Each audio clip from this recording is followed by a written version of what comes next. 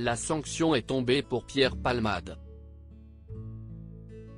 Alors que la Cour d'appel de Paris a décidé ce lundi 27 février que l'humoriste ne bénéficiera plus du bracelet électronique et doit être placé en détention provisoire en vue des multiples affaires ouvertes à son égard récemment, le comédien est actuellement placé sous écrou à l'hôpital, son transfert vers la maison d'arrêt de Fresnes étant prévu dès que son état de santé lui permettra de le réaliser.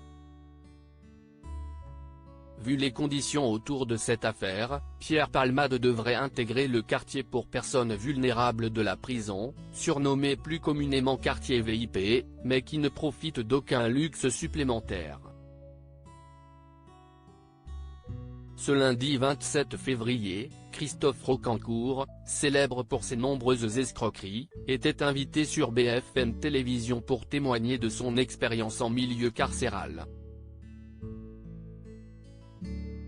L'ex-compagnon de Sonia Rolland a justifié le placement de Pierre Palmade en quartier isolé. La prison reste la prison, la seule différence est que si vous mettez Palmade dans une population générale, on peut imaginer ce qui peut lui arriver, on n'a pas besoin d'être un génie.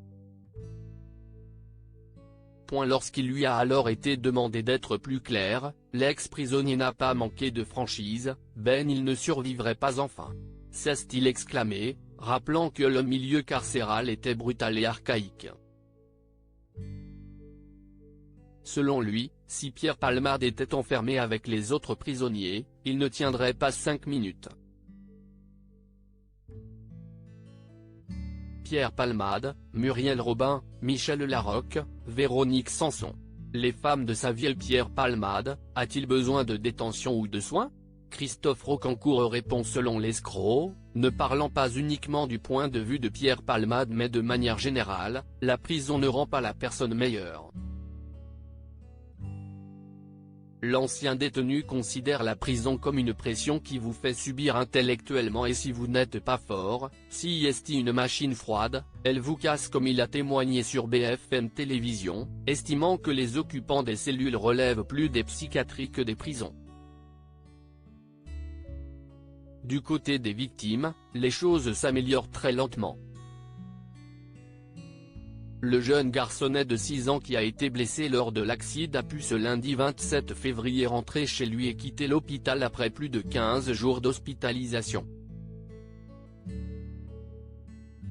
Il devrait cependant garder des séquelles à vie de cet accident, selon l'avocat de la famille des victimes blessées.